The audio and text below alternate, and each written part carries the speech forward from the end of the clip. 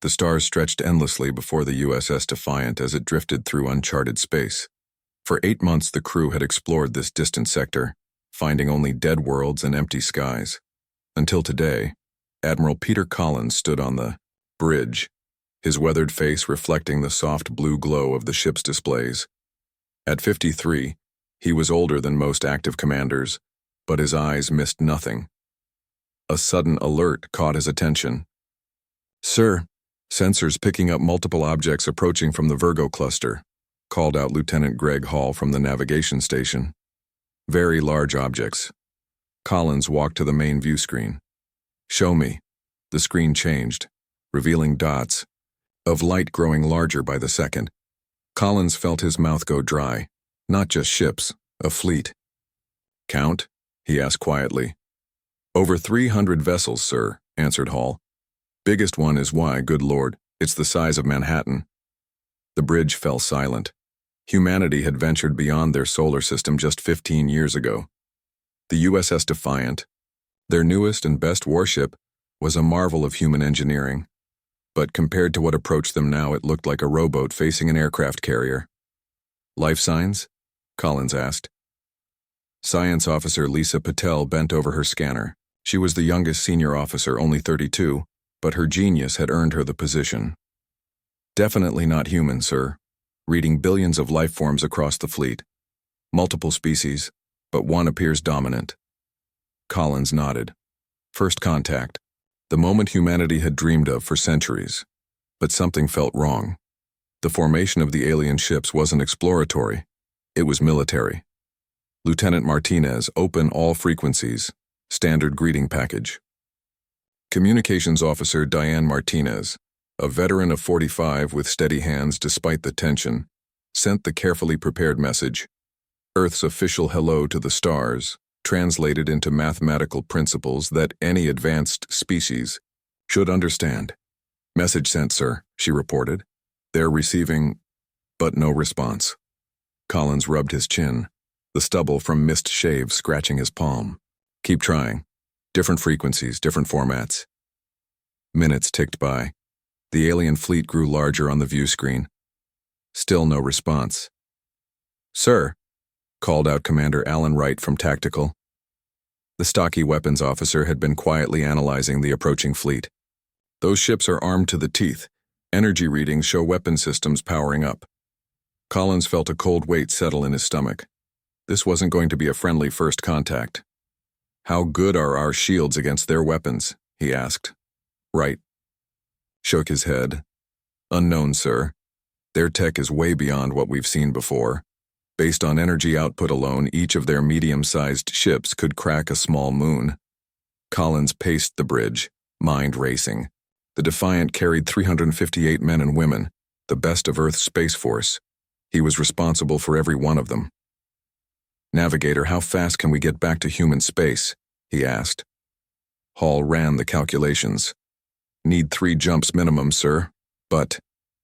He hesitated. With that fleet speed, they'd catch us before the first jump completed. Collins stopped pacing. Running wasn't an option. Fighting seemed suicidal.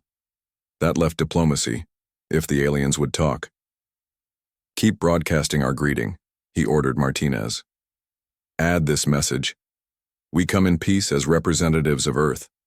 We seek friendship and knowledge exchange." Martinez nodded and sent the updated message.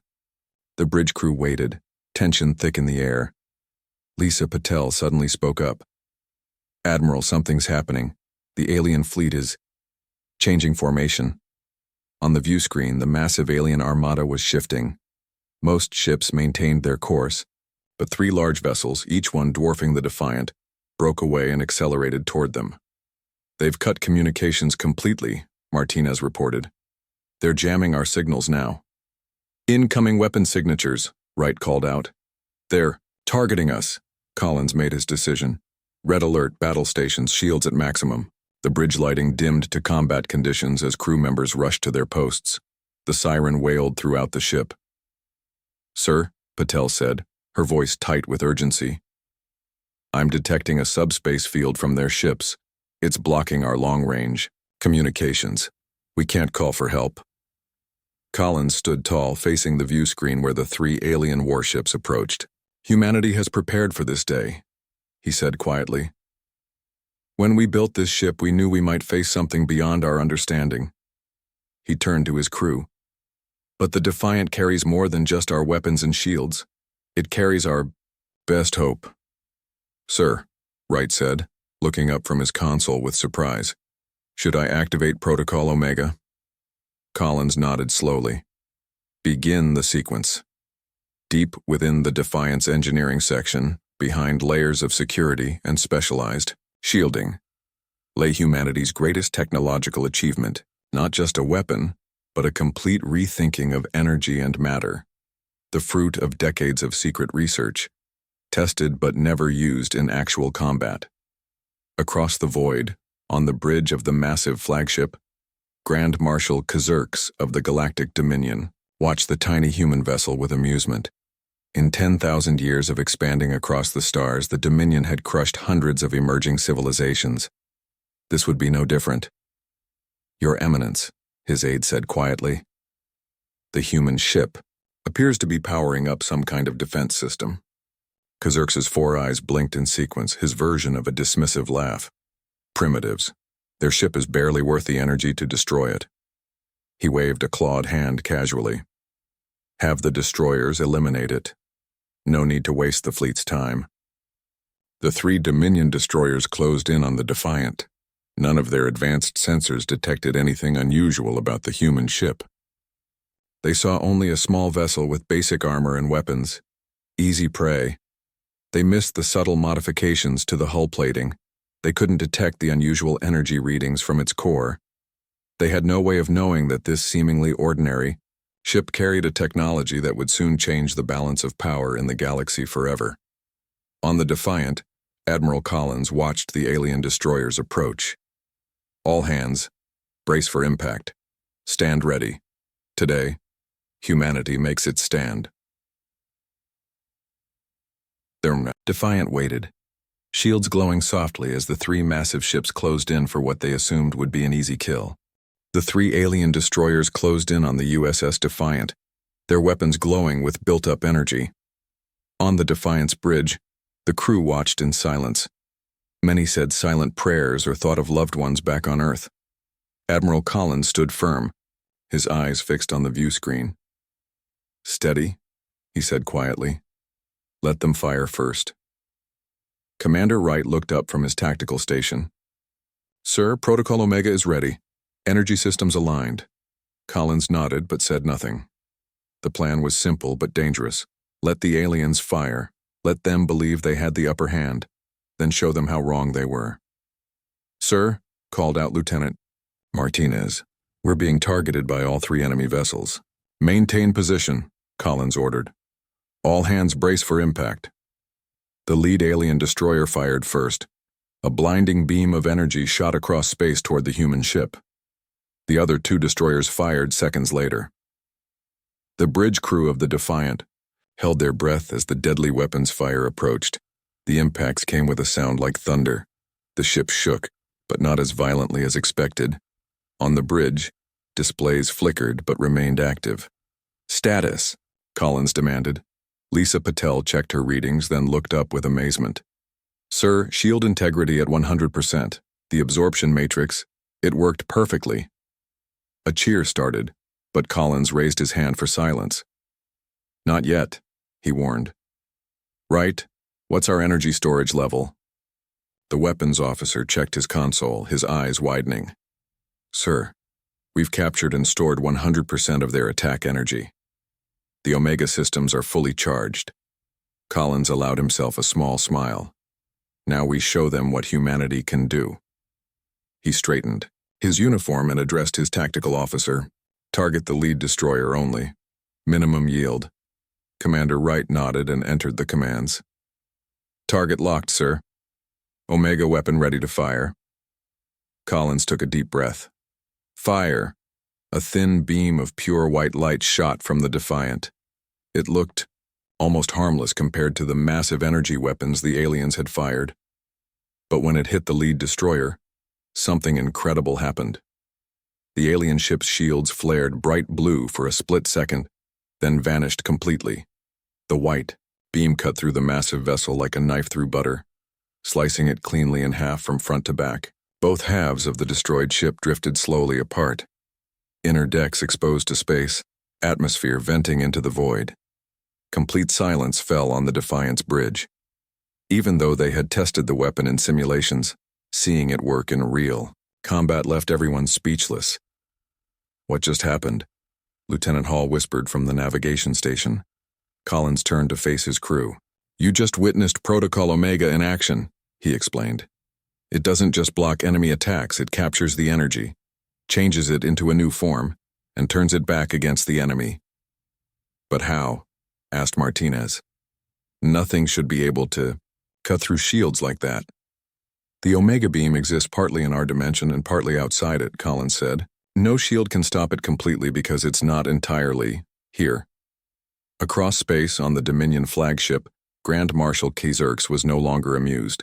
He stood rigid with shock as the view screen showed one of his destroyers split in two by a weapon unlike anything the Dominion had encountered in 10,000 years of conquest. "Impossible," he hissed. "Check your sensors. This must be a malfunction." His science officer, trembling visibly, shook his head. "No malfunction, Your Eminence. The human vessel somehow absorbed our attack completely, then fired a weapon that shifted partially outside normal space. Our shields were useless." Xerxes felt something he had never experienced before: fear. "Order all ships to pull back now," he shouted.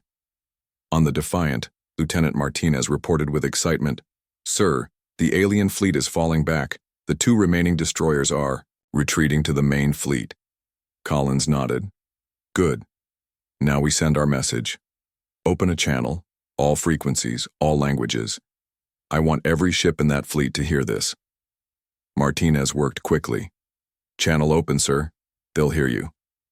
Collins stood straight and spoke clearly. "This is Admiral Peter Collins of the United Earth Alliance vessel Defiant. We came in peace, remember that. We came seeking friendship and finding new neighbors among the stars. Instead, you attacked without provocation." He paused, letting his words sink in. "What you just witnessed is only a fraction of what we can do. We destroyed one ship with minimal power. We could have destroyed your entire fleet. Remember that." Collins leaned forward slightly. "We are still open to peaceful contact. But understand this. Humanity is not to be threatened. We will defend ourselves. We will meet force with force.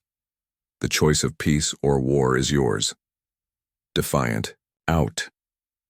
Martinez closed the channel. "Message sent, sir." Collins let out a long breath. "Now we wait. Their move." Several hours passed. The Dominion fleet maintained its distance, neither approaching nor retreating fully. On the bridge, the crew of the Defiant remained at battle stations, watching and waiting.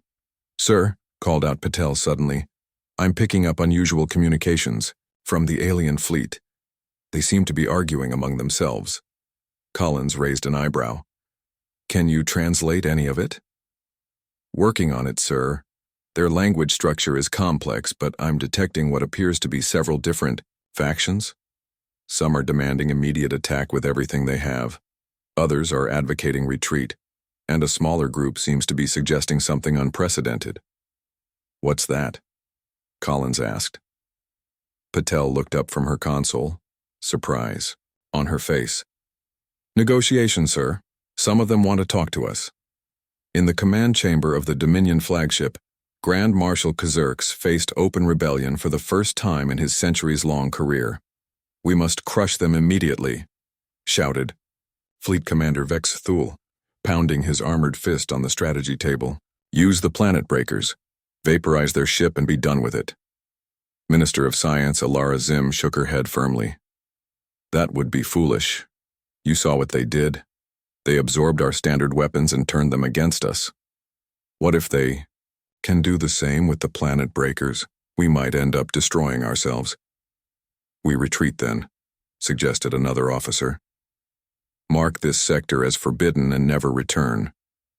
"Coward," spat Vex Thule. "The Dominion has never retreated." "The Dominion has never faced a weapon like this, countered Zim. I suggest a third option. All eyes turned to her. In the Dominion, scientists were valued for their technical skills but rarely allowed input on military matters. Speak, Kizerx ordered. We negotiate, said Zim simply. For the first time in our history, we have encountered a species with technology that might match or exceed our own in some areas. Rather than risk destruction, we should learn from them. Stunned silence filled the chamber. Negotiate? The Dominion did not negotiate. It conquered.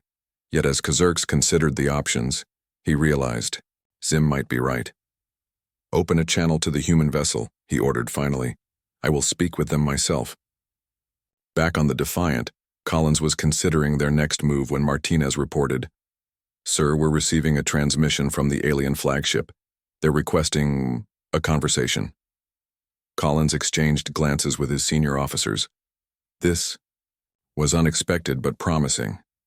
Put it through, he ordered. The view screen changed to show the alien commander. Kizerx was tall and imposing, with 4 eyes set in a face covered in scaled plates. When he spoke, his voice was deep and resonant, the words translated by the ship's computer. I am Grand Marshal Kizerx of the Galactic Dominion. You have impressed us, humans. Perhaps there is more to your species than we first thought. Collins nodded respectfully. We are always willing to talk instead of fight, Grand Marshal. What do you propose?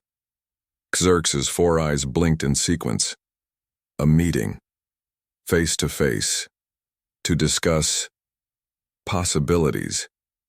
As Collins agreed to the historic first meeting, he knew that humanity had just changed the course of galactic history. With 1 ship, 1 brave stand, and 1 incredible technology, they had forced the mighty Dominion to do something it had never done before. They had made it talk instead of conquer. News of the human ship's incredible feat spread rapidly through the Galactic Dominion. For the first time in thousands of years, a Dominion warship had been destroyed by an inferior species. The impact was enormous. On the Dominion capital world, Imperium Prime, a special meeting of the High Council had been called. The Grand Chamber, carved from a single massive crystal millennia ago, buzzed with anxious voices. Leaders from across the Empire had arrived quickly, understanding that history was being made. Supreme Leader Ascarix entered the chamber last. Ancient even by the standards of his long-lived species, he had ruled the Dominion for over 3 centuries. His golden robe swept the floor as he walked slowly to his elevated throne. Silence, he said, his voice barely above a whisper yet, carrying to every corner of the room. The chamber fell quiet instantly. Show me this human weapon again, he commanded. A 3-dimensional hologram appeared in the center of the chamber. It showed the battle between the Defiant and the Dominion, destroyers from multiple angles.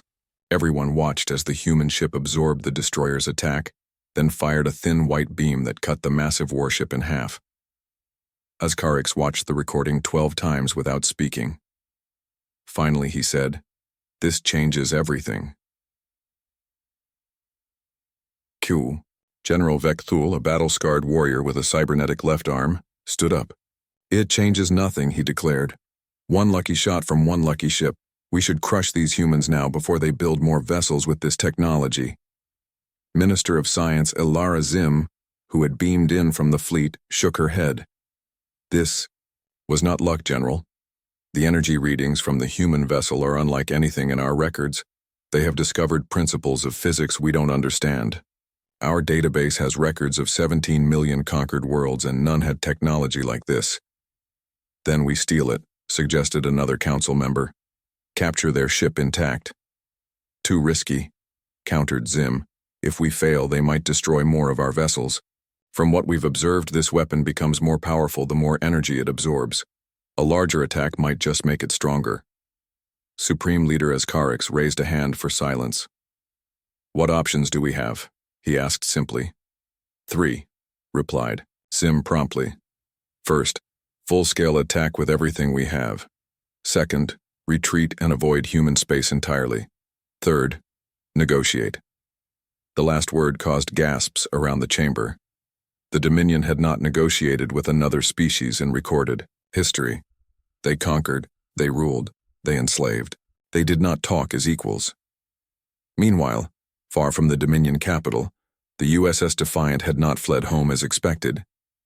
Instead, Admiral Collins had ordered a careful, roundabout course. The ship visited several uninhabited star systems, gathering data and preparing for what might come next.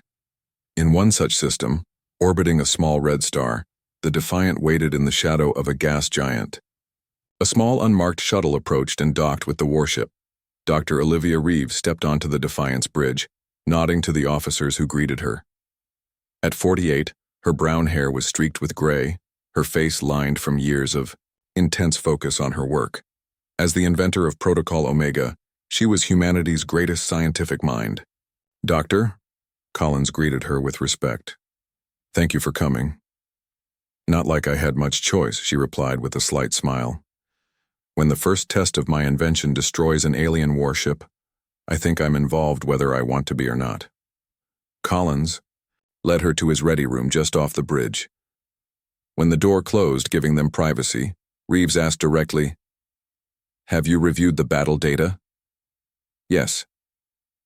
"The Omega system performed beyond expectations," Collins replied. "But I'm concerned about the implications. We've painted a target on Earth's back." Reeves shook her head. "Earth was already a target. The Dominion doesn't tolerate competition. It was only a matter of time before they found us and tried to conquer us." "True," Collins admitted. "But now they know we're dangerous. They'll come, in greater numbers next time." "That assumes they're thinking clearly," Reeves said. "From what your stealth drones have gathered, the Dominion is in complete chaos. Some want to attack immediately, others want to run away. And some actually want to talk to us." Collins raised an eyebrow. "You've been reading our intelligence reports." "Of course. I have top clearance. I needed to understand exactly what we're facing." The Admiral walked to the viewport, looking out at the stars. "You know, when we built the Defiant, we expected to find friends out there. Allies, partners in exploration. Instead, we found an empire of conquerors," Reeves finished. "But remember, Protocol Omega wasn't designed as a weapon. It was meant to collect background energy from space for deep exploration missions. The best weapons are rarely designed as weapons," Collins said. "But right now your invention is buying us time. Earth's shipyards are working day and night. By the time the Dominion decides what to do, we'll have 10 Defiant-class ships ready." Reeves frowned. 10 ships won't be enough if they bring their full might against us." "We don't need to match them ship for ship," Collins pointed out. "One Defiant just destroyed one of their destroyers and scared off a fleet of 300. 10 should be enough to make them reconsider war as an option." Back on Imperium Prime, the debate had grown heated. "The humans must be eliminated," shouted High General Vecthul, slamming his cybernetic fist on the council table. "Our entire way of life depends on our reputation as invincible conquerors. If word spreads that a single human ship destroyed one of our destroyers, rebellion will break out across 1,000 worlds. Then we face destruction either way," countered Minister Zim calmly. "If we attack the humans and they destroy more of our ships, our reputation suffers even more. If their weapon can be adapted to defend their homeworld, we might lose an entire attack fleet." Supreme Leader Ascarix listened to both sides, his ancient face revealing nothing of his thoughts. Finally, he slammed his ceremonial staff on the floor, creating a sound like a thunderclap. "Enough," he commanded. "For 10,000 years we have ruled through fear and overwhelming force. Now, for the first time, we face a species that does not fear us. One that possesses technology we do not understand." He stood, towering over the other council members. "I have ruled for 3 centuries. In that time I have ordered the conquest of thousands of worlds, the extinction of dozens of species that resisted us. But I have also watched our society stagnate. Our technology has barely advanced in millennia. Why? Because we had no worthy challengers." Vecthul looked shocked. "You suggest we negotiate with these primitives? Make them equals?" "I suggest we survive," Ascarix replied coldly. "Perhaps these humans are exactly what the Dominion needs. A species that can push us to grow rather than stagnate in our supremacy. Minister, Zim cleared her throat. There is a middle path. The humans have one ship with this technology. We have thousands of worlds, billions of ships. We could offer them a place in the Dominion, not as subjects but as valued members. Their innovation, for our protection and resources. The council fell silent, considering this unprecedented suggestion. Ascarix nodded slowly. Prepare a diplomatic vessel. I will speak with these humans myself. As the council meeting ended, High General Vekthul approached Minister Zim in the corridor outside. This is a mistake, he growled. Humans cannot be trusted. Zim met his glare calmly. Neither can time, General. Our empire has grown complacent. Change comes to all things eventually. Better to bend than to break, Vekthul leaned closer. The Supreme Leader may have been swayed by your words, but others have not. Remember that. As the general stalked away, Zim allowed herself a small smile. After centuries of stagnation, something new had entered the galaxy. Something unpredictable and powerful. And though many feared it, she welcomed the change these humans would bring. 6 months had passed since the encounter between the USS Defiant and the Dominion fleet. On the bridge of the Defiant, Admiral Collins watched as his ship led a small human fleet toward the meeting point. All 5 ships in formation, sir, reported Lieutenant Hall from navigation. USS Intrepid, USS Valiant, USS Dauntless, and USS Resolute all reporting ready. Collins nodded. 5 ships. It wasn't much compared to the Dominion's vast fleets, but each vessel now carried the protocol, Omega system. Together, they represented humanity's best hope. How long until we reach Concordia? Collins asked. 2 hours, sir, Hall replied. Concordia was the name humans had given to the uninhabited planet chosen for this historic meeting. A beautiful world with blue oceans and green continents, it symbolized the hope for a peaceful future. Collins turned to Dr. Reeves, who stood uncomfortably beside him in her formal diplomatic uniform. Nervous, Doctor? She tugged at her collar. I'm a physicist, not a diplomat. I don't understand why I need to be here. Because you understand Protocol Omega better than anyone, and because I trust you, Collins said simply. Before Reeves could respond, Lieutenant Martinez called out from communications. Sir, we're being hailed by Ambassador Monroe. Put him through, Collins ordered.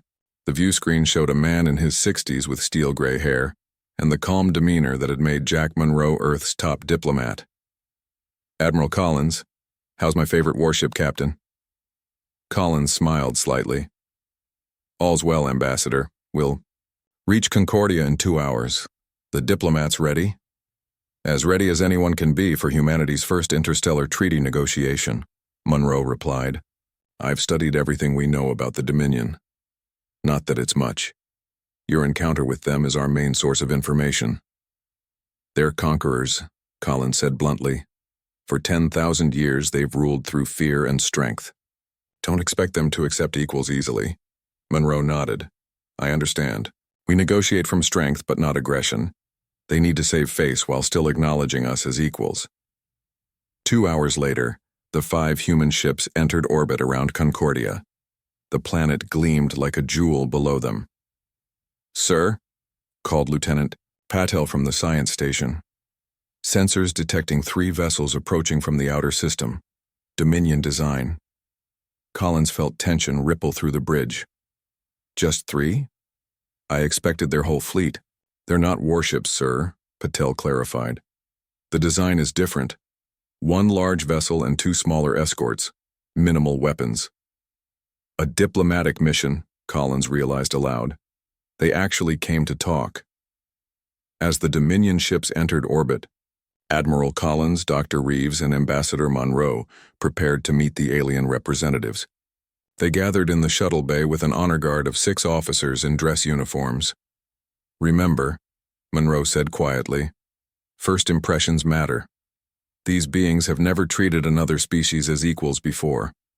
This is historic not just for humanity, but for them too. The Dominion shuttle was sleek and elegant, much smaller than their massive warships. When it landed and the doors opened, 3 figures emerged. The first was tall and ancient-looking, with golden robes that brushed the deck. His 4 eyes surveyed the humans with quiet intensity. This could only be Supreme Leader Ascarix. Behind him came a battle-scarred warrior with a cybernetic arm, who glared at the humans with open hostility.